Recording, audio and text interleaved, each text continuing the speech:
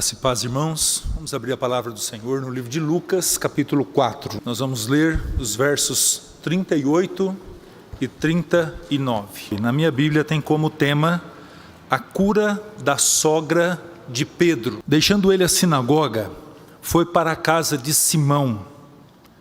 Ora, a sogra de Simão achava-se enferma, com febre muito alta, e rogaram-lhe por ela. Inclinando-se ele para ela, repreendeu a febre, e esta a deixou, e logo se levantou, passando a servi-los. Vamos orar mais uma vez? Senhor, obrigado pela Tua palavra, obrigado pela generosidade do Senhor em preservá-la, para que pudéssemos conhecer o Senhor e saber do grande amor do Senhor por nós. Obrigado porque a Tua palavra revela isso, e isso nos consola, Senhor, em tempos difíceis. E pedimos que mais uma vez nesta noite, após lermos, ó Pai, uma porção da Tua palavra, que o Teu Santo Espírito use de misericórdia, continue, Senhor, tendo misericórdia de todos nós, para que possamos compreender a Tua palavra, Senhor. Não permita que saiamos daqui, Senhor, da mesma forma que entramos, mas com uma certeza, Senhor, no nosso coração, na nossa vida, de que o Senhor nos ensinou, que o Senhor falou aos nossos corações. Intercedemos por todos nós nesta noite, não só os presentes aqui, mas aqueles também, Senhor, que assistem, que participam, que cultuam o Teu nome em seus lares através da internet. Rogamos a Ti a Tua bênção, Senhor, e que a Tua palavra, Pai, não volte vazia, e que ela cumpra o propósito pela qual foi designada. E nós oramos em nome de Cristo Jesus. Amém.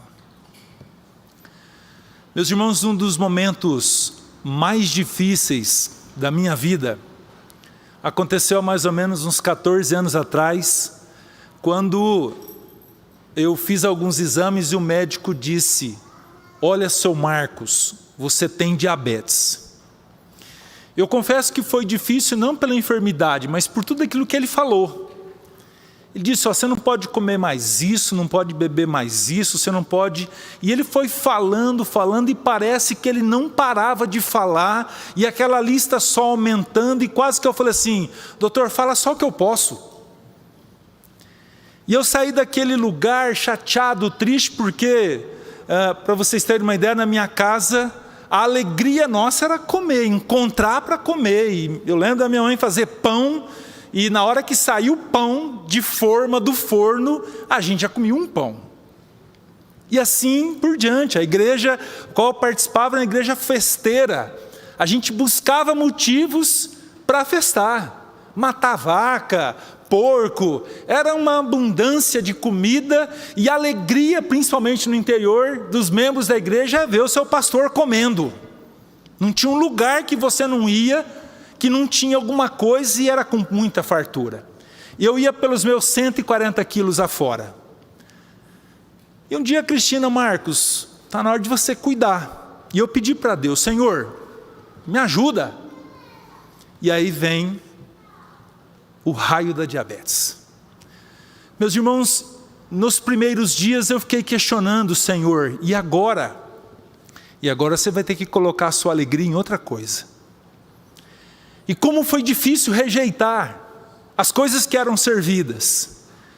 Mas eu confesso para os irmãos, que se não fosse um limite permitido pelo Senhor, irmãos, hoje eu estaria bem longe dos 200 quilos, porque caixa para isso tem. Mas o que me chama a atenção, meus queridos, nesse pequeno fato, é que muitas vezes, queridos, nós olhamos para a enfermidade, e nós chegamos diante de Deus e questionamos o Senhor. Nós reclamamos, murmuramos, e muitas vezes falamos para Ele: mas Senhor, o que está acontecendo? Por que o Senhor está permitindo isso na minha vida? Por que de repente isso precisa bater a porta da minha casa? Por que eu preciso ver de repente um sofrimento igual a esse? E muitas vezes, queridos, nós esquecemos que isso faz parte de um propósito e só acontece porque Deus permite na nossa vida. Como eu disse, nós não podemos perder a perspectiva de que quem está no controle e no comando das nossas vidas não é o diabo,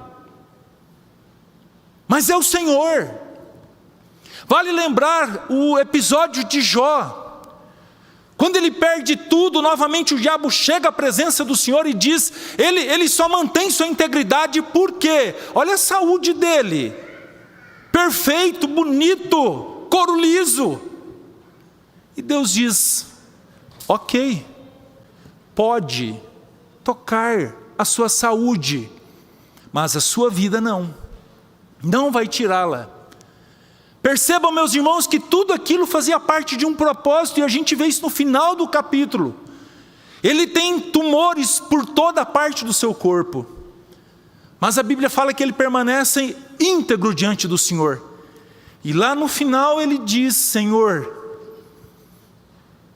eu te louvo por tudo que aconteceu, porque o meu conhecimento do Senhor era aquele conhecimento de ouvir falar, daquelas histórias que meu pai contava, daquilo que eu ouvia dos outros, mas agora eu tenho uma certeza no meu coração, eu tenho intimidade contigo. E a gente vê a história de Jó sendo narrada nos capítulos do seu livro.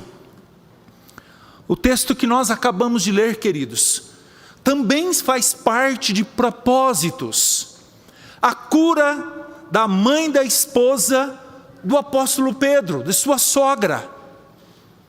E nós olhamos, meus queridos, nesse texto, em especial, começa em meados do capítulo 3, quando Lucas, o autor dele, ele escreve em blocos, e ele não tem uma preocupação cronológica, ao escrever tudo aquilo que aconteceu com o Senhor Jesus. Mas ao escrever em blocos, como se fosse uma espinha de peixe, ele vai acrescentando com o propósito de, diante do tema proposto, queridos, as histórias que aconteceram com Cristo são narradas. E em especial, quando nós olhamos então, irmãos, esse objetivo, a gente vê que o propósito em tudo aquilo que ele escreve, até o final do capítulo 4, era justamente revelar um Cristo, um Messias prometido, com todo o poder, aonde não havia limites qualquer, como por exemplo na conversão, lido aqui pelo presbítero Jefferson. Não apenas nessa questão de transformar um coração, aquilo que de repente a gente olha e fala bem assim, esse não dá para se converter, não dá para ter o coração transformado. E nos nossos dias a gente olha, por exemplo, a maldade de um Lázaro. Eu sei que tem muita gente que fica preocupada até de citar o nome. E a gente olha uma pessoa com aquele nível de atitudes voltadas para o mal e a gente pensa, será que um homem desse pode ter o seu coração transformado? Nós nunca devemos esquecer, queridos, como o texto lido, os impossíveis dos homens são possíveis para o Senhor.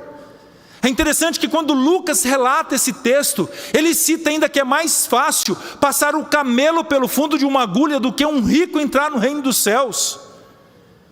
E meus queridos, aquilo ali é literal, não tem nada a ver com aquela portinha dos muros de Jerusalém, onde um camelo tinha que passar com dificuldade. Jesus está falando de milagre. Não há espada na face da terra que faça um camelo passar pelo fundo de uma agulha. É impossível aos olhos dos homens. Mas aí o Senhor Jesus responde, para mim não há. E a gente começa a ver esse aspecto revelacional nesse capítulo. Por exemplo, citamos ainda no capítulo 3, no versículo de número 22, quando Cristo é batizado, e o desafio de Lucas é mostrar isso para aquele oficial do Império Romano chamado Teófilo.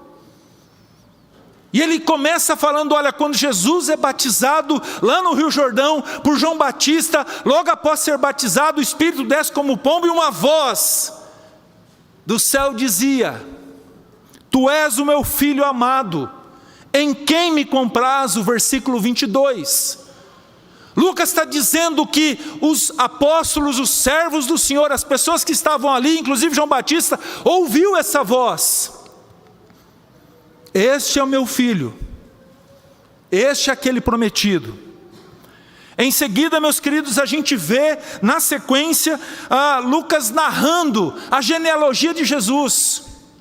Se lá em Mateus essa genealogia vai até Abraão, e não havia necessidade de explicar algo a mais, porque os judeus compreendiam que Jesus vinha da linhagem de Abraão, e Deus chamou Abraão para de fato começar uma nação. Mas Lucas tem um cuidado, e ele está falando para gentios, para narrar a genealogia de Jesus, não só até Abraão, mas até Deus, mostrando que ele é filho do Deus Criador dos céus e da terra. Após, queridos, Jesus é levado para o deserto para ser tentado. Aquilo que o apóstolo Paulo fala em Romanos capítulo 5, um segundo Adão, o Senhor Jesus, e ele passa pelas mais variadas tentações, e ele passa por todas, com um detalhe: sem pecar. Dentro dessa perspectiva ainda, a gente vê no capítulo 4, Jesus está em Nazaré, e ele cita Isaías capítulo 61, versículos de número 1 e 2, e aí no capítulo 4 de Lucas, verso 21, Jesus diz: hoje se cumpre as escrituras que acabais de ouvir, o Espírito de Deus me ungiu. Capítulo 4, queridos, ainda, do verso 16 ao verso 30, como disse, Jesus está em Nazaré pregando na sinagoga. Entretanto, em Nazaré, ao pregar as escrituras e falar que se cumpria nele tudo aquilo que havia sido dito pelo profeta, ele exorta aquele povo. E diante da exortação que ele faz, ele é expulso da sinagoga e ele é expulso da cidade. Os habitantes daquela cidade planejam, estavam colocando em prática o planejamento de matar o Senhor Jesus. Mas o que nós temos é que ele escapa. E a partir do verso de número 31, Jesus ele vai para uma região ainda da Galileia, e ele vai para uma cidade chamada Cafarnaum, uma vila de pescadores, queridos. E nessa vila, com mais ou menos, não há um consenso, mas entre 1.000 e 1.500 pessoas ou moradores habitavam à beira daquele lago que ficou conhecido como Lago de Genezaré, ou Mar de Tiberíades, um lago que no seu lugar mais extenso tem mais ou menos 11 quilômetros de largura. É nessa cidade que Jesus realiza a maior parte do seu ministério. Não menos do que 2 anos ele mora ali. E havia alguns motivos que o Senhor Jesus escolheu para estar em Cafarnaum. Em especial 2. Primeiro é que ele tinha parentes naquela cidade. Ele tinha pessoas da sua família. E de repente, queridos, você pode perguntar: mas quem que era os parentes de Jesus que ali moravam? Irmãos, a Bíblia fala que o pai de João e Tiago chamava-se Zebedeu. E a mãe desses 2 que vieram a ser apóstolos chamava-se Salomé. Essa Salomé era irmã de Maria, mãe de Jesus. E a gente vê isso no capítulo 19, verso 25 de João, onde elas estavam com Maria acompanhando no momento da crucificação de Cristo. Portanto, queridos, ao contrário de que muitos dizem, Pedro, que estava ou que morava em Cafarnaum, não hospedava Jesus em sua casa, e sim os hóspedes eram seus primos, João e Tiago. Mas existe uma segunda possibilidade de Jesus escolher aquela pequena cidade para morar e pastar alguns anos do seu ministério. Cafarnaum fazia parte da chamada Rota dos Mares. É um importante eixo comercial que começava na Babilônia e terminava na parte sul de Israel. Cafarnaum tinha um local onde cobrava-se impostos desses mercadores que andavam naquela região. Aquilo que nós chamamos de aduaneira. E foi nesse local, queridos, que em Lucas capítulo 5, versos 27 a 28, que o Senhor Jesus chama Mateus, ou aquele instante Levi, cobrador de impostos, para ser um dos seus discípulos, ou um dos seus apóstolos.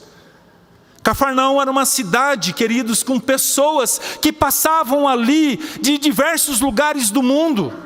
E tudo o que acontecia, queridos, naquele lugar, se espalhava praticamente para todo mundo civilizado da época. Vale lembrar que aquela mãe Ciro-fenícia, que tinha uma filha endemoniada, que Mateus capítulo 15, verso 21 a 28 registra, era uma mulher que muito provavelmente ficou sabendo que ali em Cafarnaum tinha alguém que podia curar a sua filha, e ela vai até lá.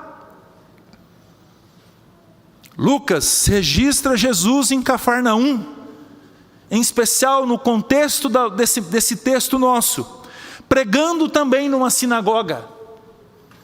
Esse era sempre o seu propósito, e a gente vê os discípulos fazendo isso em outros momentos. E o ministério de Jesus começa muito bem. O seu ensino, ao contrário de Nazaré, ele é bem aceito. E você vê isso, por exemplo, no versículo 32, que diz: e muitos se maravilhavam com sua doutrina, porque a sua palavra era com autoridade. Logo após aquele culto, queridos, naquele sábado de manhã, ali em Cafarnaum, ao pregar a palavra do Senhor e todos ficarem maravilhados, aparece uma pessoa endemoniada naquele momento, naquela sinagoga. E a Bíblia fala que Jesus, ele expulsa o demônio daquele homem.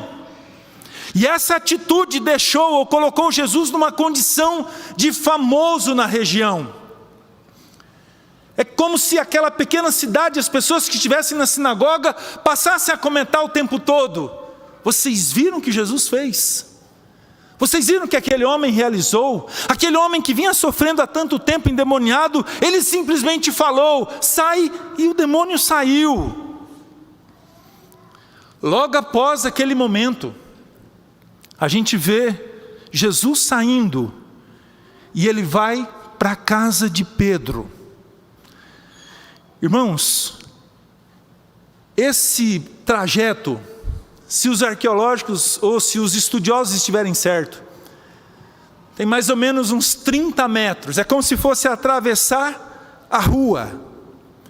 E Jesus então vai à casa de Pedro, e ele vai, e citado por Marcos, um evangelho que esse texto aparece também, ele está acompanhado dos primos João e Tiago, e ele vai também não apenas acompanhado por Pedro, mas o seu irmão André. E é nessa casa, queridos, que mais um milagre dentre os vários registrados pelo evangelista acontece. Pulando esse texto que nós temos da cura da sogra de Pedro, que nós vamos falar daqui a pouco, Lucas cita também vários outros milagres. Em especial dos versos 40 a 41, logo após o pôr do sol daquele sábado, todas as pessoas que vão até aquela casa, a Bíblia fala que fossem enfermos, fossem endemoniados, a Bíblia fala que o Senhor Jesus cura a todos. E vão ao pôr do sol porque eles tinham medo da influência de que a galera pudesse fazer ali com o Senhor Jesus, algo que aconteceu no outro momento, quando Cristo foi questionado por curar alguém no dia de sábado. E fechando o capítulo 4, dos versos 42 a 44, Cristo fala sobre o seu principal objetivo, enquanto Filho de Deus encarnado, que era pregar o Evangelho, como diz no verso 43, para isso fui enviado. O texto da cura da sogra de Pedro, ele pode ser dividido em 4 partes. A primeira delas é justamente a saída da sinagoga e a chegada à casa de Pedro. Só lembrando, queridos, que em Lucas capítulo 7, essa sinagoga que Jesus está ensinando, fora construída por um centurião. Aquele centurião que, momentos depois, no capítulo 7 ainda, ele cura o servo dele. Mas eu quero chamar a atenção dos queridos que nesses 2 lugares em que Jesus estava, tinha justamente esse propósito de revelá-lo como Messias prometido no Velho Testamento. Testificava ele como enviado de Deus para salvar aqueles que nele crescem. Observe a pergunta, queridos, do apóstolo ou do discípulo chamado João Batista. Ele envia dos seus discípulos a Cafarnaum, e lá no capítulo de número 7, versículo 19, a pergunta é: és tu aquele que estava para vir, ou havemos de esperar outro? E o Senhor Jesus responde no verso 22 do capítulo 7, vocês vão lá e falam para João, que o que vocês viram e ouviram, os cegos veem, os coxos andam, os leprosos são purificados, os surdos ouvem, os mortos são ressuscitados, e aos pobres anuncia-se-lhes o Evangelho. Na sinagoga a pregação do Evangelho aconteceu, e acontecia sempre, como diz o texto, todos maravilhados com o ensino, porque ele ensinava com autoridade. E na casa de Pedro, a gente observa Lucas registrando a cura da sogra de Pedro, e mais à frente todas as pessoas que foram até lá receberam cura e libertação. Esses dois lugares, queridos, justamente tinha esse propósito de demonstrar quem Jesus era, o Messias prometido. Segunda divisão, a enfermidade da sogra de Pedro e a intercessão por ela. Não sabemos qual era a enfermidade da mãe da esposa de Pedro. Isso não foi relatado nem aqui, nem nos evangelhos sinóticos. A febre que Lucas se refere não é uma enfermidade. Ela é um sinal de que alguma coisa está errada, geralmente uma infecção. Mesmo Lucas sendo médico e relatando em vários momentos o nome de enfermidades com muita propriedade, nesse momento ele é capaz, ou ele apenas diz, uma febre muito alta. Poderia ser uma simples gripe ou algo muito terrível como um câncer que de repente se manifesta em algumas pessoas com febre. E mais, somos informados apenas que naquele momento, após o ensino na sinagoga, Jesus é levado à casa de Pedro, possivelmente para atender aquela questão. E lá diz a palavra que os moradores da casa rogaram-lhe por ela. Provavelmente esse pedido foi coletivo. Pedro, a esposa, e num momento muito crítico, e todos sabiam que o Senhor Jesus tinha poder para transformar aquele momento, curando aquela acamada e sofrida sogra.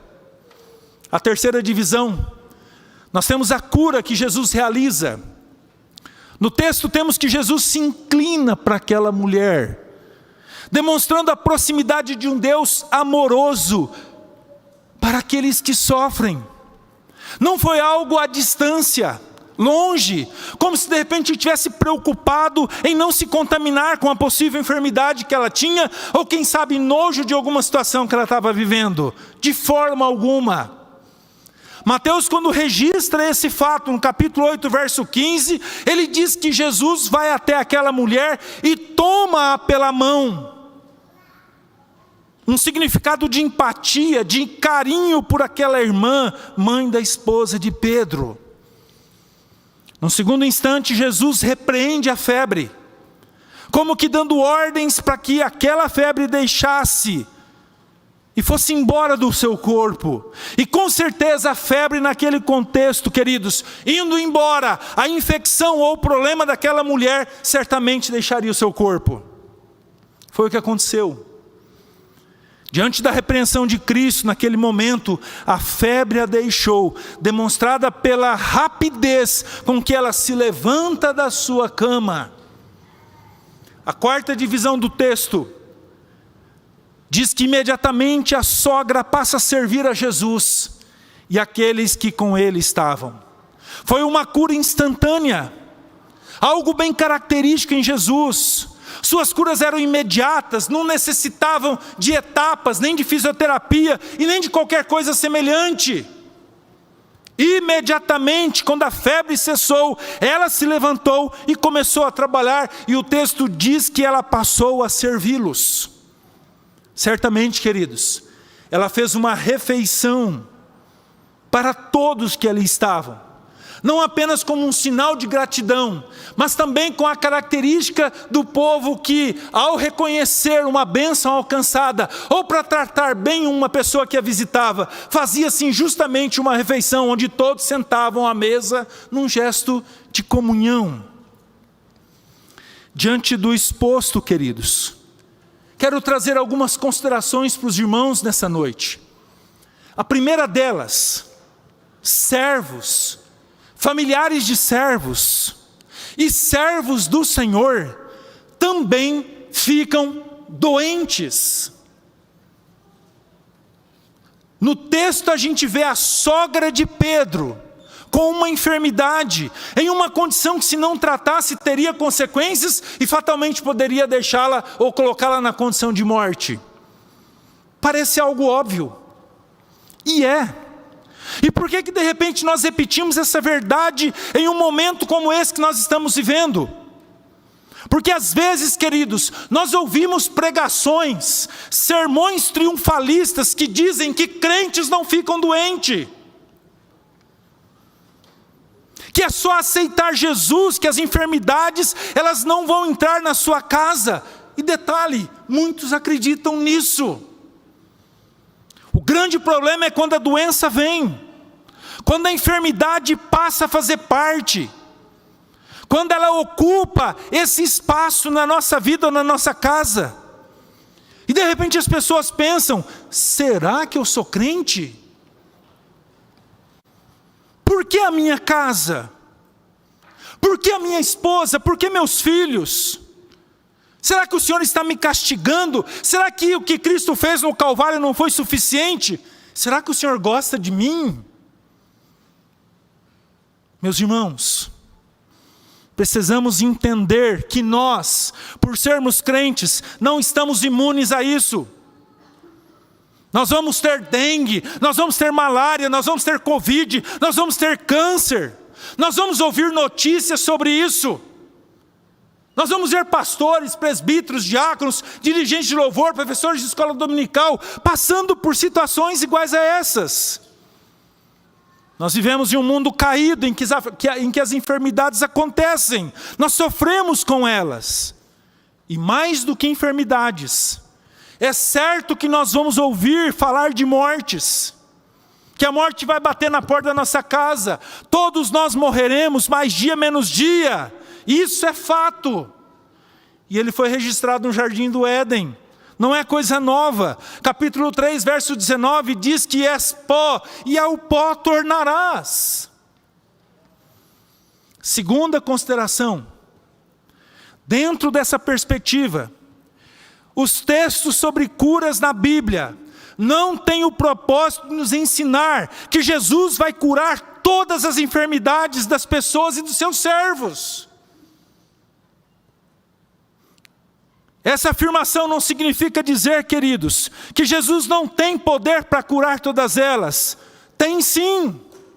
Ou que de repente eu sou cessacionista, que acredito que as curas aconteciam apenas até a formação do cânon, e elas então pararam. De forma nenhuma, queridos. Ele tem poder para curar qualquer tipo de enfermidade. Nós cremos e confessamos essa verdade, e Ele tem feito isso, mas com uma observação: conforme os seus propósitos. Deus tem propósitos com a enfermidade. Deus tem propósitos com a cura. Deus tem propósitos com a não cura dos seus filhos. Quantas vezes nós ouvimos que um irmão vivia uma vida distante do Senhor, vivendo muitas vezes até uma vida de incredulidade, e de repente uma pequena dor, uma investigação levou ele a descobrir uma doença terrível, e isso o levou aos pés do Senhor, onde ele reconhece Cristo como seu Salvador. Quantos estão dentro de uma igreja como membros, batizados, professos, vivendo uma mornidão na fé, e de repente vê alguém, membro da sua família, doente, e ele é despertado para uma vida de oração, que muda definitivamente a sua intimidade, para sempre, com o Senhor. No texto, queridos, não só a sogra de Pedro, mais à frente, verso 40, diz que todos eram levados diante de Cristo e ele curava a todos, e isso certamente não acontece hoje. Aliás, já no período bíblico nós não vemos isso com tanta frequência. Basta observar, por exemplo, em 1 Timóteo capítulo 5, verso 23, quando Paulo orienta Timóteo a beber vinho por conta das suas fortes dores estomacais. Ele poderia orar, está curado, mas não. Ou de repente lá no final, nas saudações finais de 2 Timóteo, capítulo 4, verso 20, quando Trófimo fica doente em Mileto. O registro de Lucas sobre todos sendo curado não tinha objetivo de demonstrar Cristo como um curandeiro. Tinha como principal objetivo o caráter revelacional de Cristo como Messias. E demonstrava que o evangelho pregado por ele era verdade. Em especial 2 milagres, queridos, deixavam isso muito claro. Fazer um cego enxergar, que aconteceu lá em João 9. E o outro na aldeia de Betânia, com a ressurreição de Lázaro, morto há 4 dias. Hoje, o que precisamos saber ou conhecer sobre o Senhor Jesus, a palavra de Deus escrita nos revelou. O Senhor não precisa mais provar nada para nós sobre quem Ele é. Ele mostrou a seus servos, e esses servos registraram todos os seus atos poderosos. Registraram o sobrenatural realizado por Jesus no seu período ministerial aqui na terra. Propósitos. A terceira consideração que eu quero deixar com os irmãos nessa noite. Nós somos ensinados nesse texto a orar, a interceder pelos enfermos, independente do resultado ou da condição em que ele se encontra. A palavra de Deus mostra que quando Jesus sai ali da sinagoga, vai à casa de Pedro, ele não vai apenas ou para fazer parte de uma refeição, ou quem sabe tomar um cafezinho. A enfermidade da sogra de Pedro provavelmente já existia, mesmo antes, naquela manhã, antes de irem à sinagoga. Pedro e o seu irmão André já tinham consciência de que Jesus poderia curá-la. E é por isso que lá na casa aparece a expressão, e rogaram por ela. Essa expressão para nós hoje equivale a orarmos, a intercedermos, a colocarmos as pessoas, os irmãos enfermos diante do Senhor. É aquilo que Tiago capítulo 5 nos diz: está alguém enfermo, chame os presbíteros da igreja. Devemos ungir e orar pela pessoa, e o texto diz que a oração da fé salvará o enfermo. Isso não significa, queridos, que nossa oração será atendida da forma que queremos. Talvez aquela cura não faça parte dos propósitos do Senhor. Nós não devemos esquecer, queridos, também da instrumentalidade dos médicos, dos remédios. O Senhor usa para que os seus propósitos se cumpram. Lembra do vinho utilizado por Timóteo por causa das suas dores estomacais? Lembra das pastas de figo utilizado pelo rei Ezequias, que foi um instrumento para a cura de sua enfermidade, da úlcera, e ele viveu mais 15 anos, conforme registrado no livro de 2 Reis, capítulo 20. Meus queridos, devemos orar sim, clamar pelos enfermos, jamais duvidar do poder do Senhor para curá-los, mas ao mesmo tempo, devemos lembrar que se Ele não curar, Ele não deixará de ser Deus, e nem deixará de te amar. Quarta e última consideração.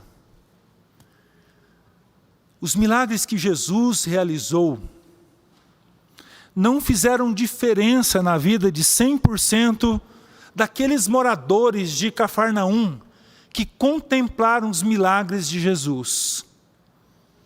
É certo, queridos, que muitos presenciaram, muitos viram os sinais miraculosos que Jesus realizou. Muitos deles sequer creram naquilo que Jesus falava, que ele era o Messias. Há também relatos que muitos viram aquilo e creram no Senhor Jesus. Mas o próprio Senhor Jesus, no livro de Mateus, capítulo 11, versos 23 e 24, diz: Tu, Cafarnaum, elevar-te-ás porventura até o céu, descerás até o inferno, porque se em Sodoma tivessem operado os milagres que em ti se fizeram, teria ela permanecido até o dia de hoje. Digo-vos, porém, que menos rigor haverá no dia do juízo para com a terra de Sodoma do que para contigo.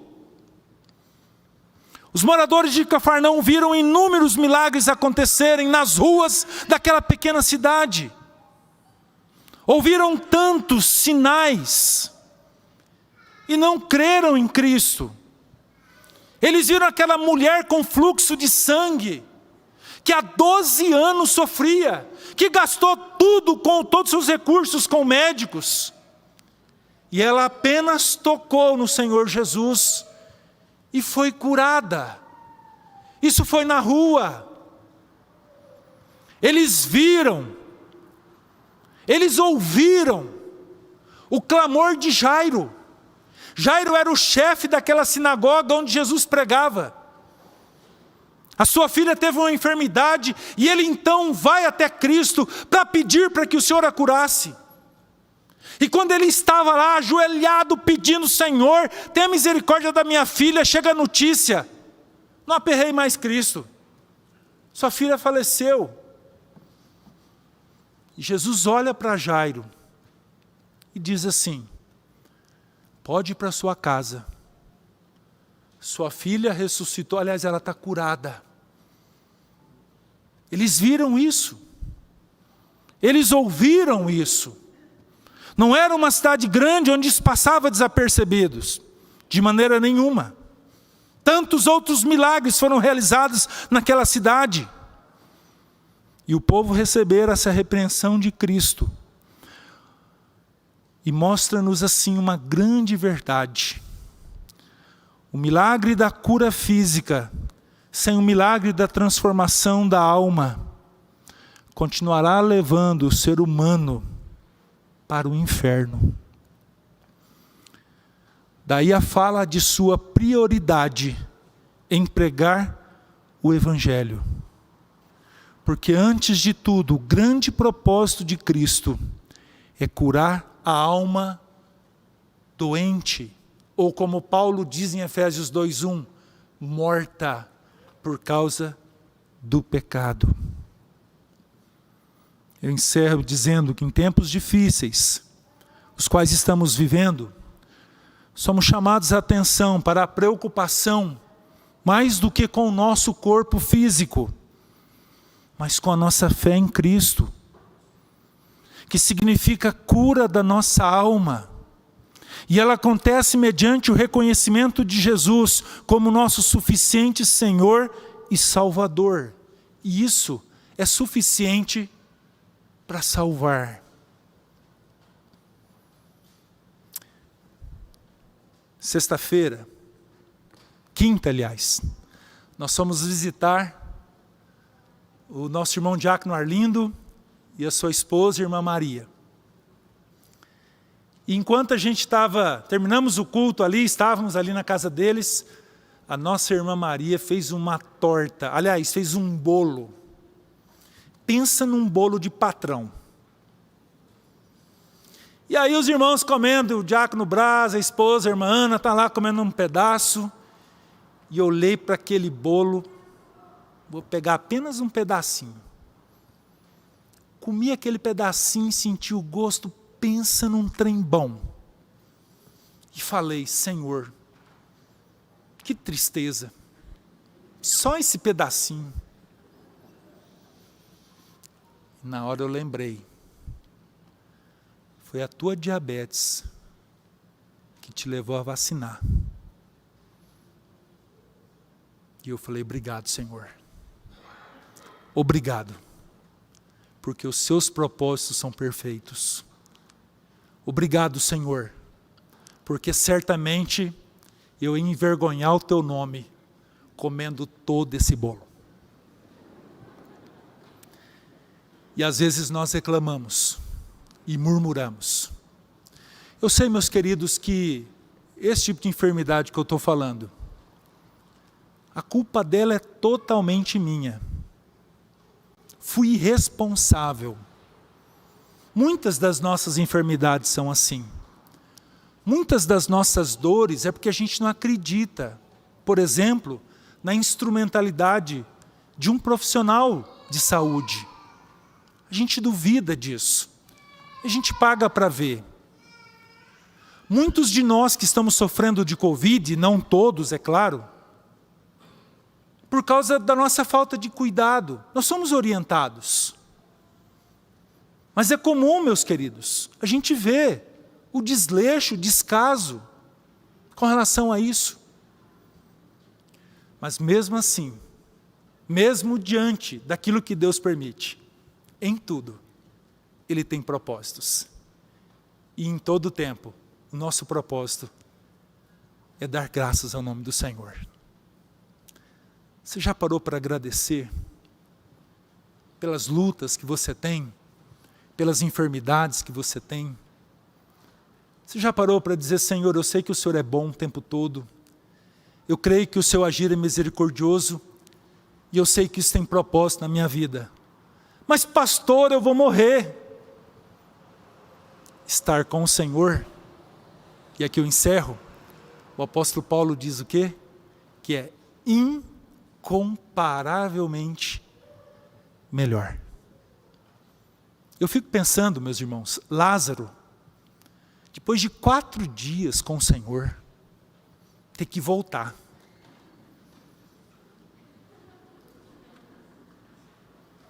Ter que voltar. A palavra de Deus diz que a morte dos seus santos é preciosa aos olhos do Senhor. Que Deus nos dê um coração compreensivo, um coração grato, um coração perseverante, um coração prudente, que Ele nos ajude e que em todo o tempo o louvor, o seu louvor, seja achado nos nossos lábios.